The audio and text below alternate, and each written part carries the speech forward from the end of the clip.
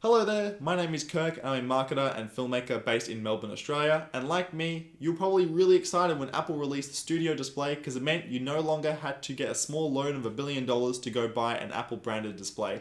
Now, I really wanted to pick up the display but made the decision not to just because it falls short in a couple categories. Number one being it's not 32 inches in size, which I love for productivity. And number two, it is still a little bit expensive.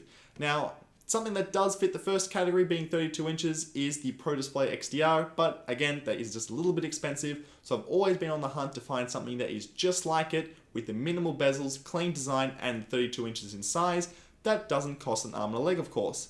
Now, I have found that display. It's not quite the Apple Studio display, but it's something that I've been using for the past year or so that I wanted to share with you today. It is the LG 32UL950-W. I know the name is very, very sexy, but it has been a great display and an awesome kind of knockoff as well as the Pro Display XDR without the hefty price tag. So let's quickly start off with comparing the two monitors spec for spec.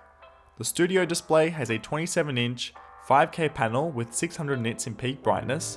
The backlight is an IPS LCD, has a 60Hz refresh rate with P3 color, and includes a webcam for $1,600. On the other hand, the LG display is 32 inches in size, a lower 4K resolution panel, 450 nits in peak brightness, a nano IPS display with some local dimming zones, a 60Hz refresh rate, P3 color, an array of Thunderbolt 3 I/O at the back with daisy chain capabilities, and this display retails for $1,260. Obviously, for the higher price, the Studio display is ahead, but specs aren't everything. You really do need to know what works for you. 5K is awesome for scaling in macOS and the convenience is great, but at $1,600 for the Studio display, it is a lot of money, and if you want a bigger monitor because 27 inches isn't just enough, well then this just doesn't cut it.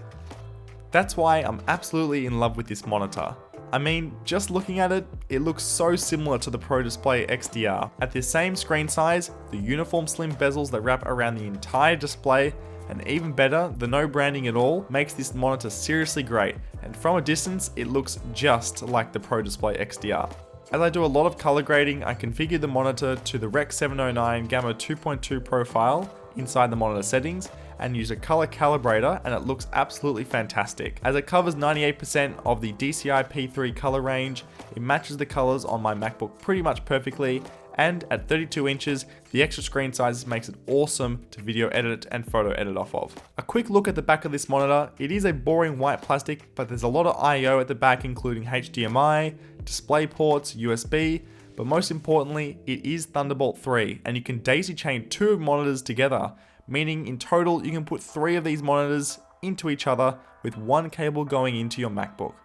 Something the Studio display can't do, which means that with the Studio display, if you wanted to plug in multiple monitors, you'd have to use multiple ports inside the MacBook. Now, I use the monitor with my Xbox and MacBook, both plugged in at the same time, and I switch sources when I want to game.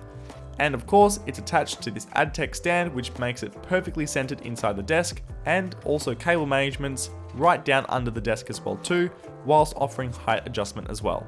Of course, with this monitor, you don't get the native support you do get with the Studio display that includes things like adjustable brightness and volume, but I find myself rarely having to do that. My speakers on the desk already replace what would be used instead of the internal speakers on the Studio display, and they sound a whole lot better, so I'm willing to give that up in the end. Overall, it's a great, large, beautiful looking monitor that I recommend to anyone that would love to get the XDR display but doesn't have an XDR sized budget, and really it is absolutely perfect for anyone out there that does a lot of design work, video work, and photography work as well too.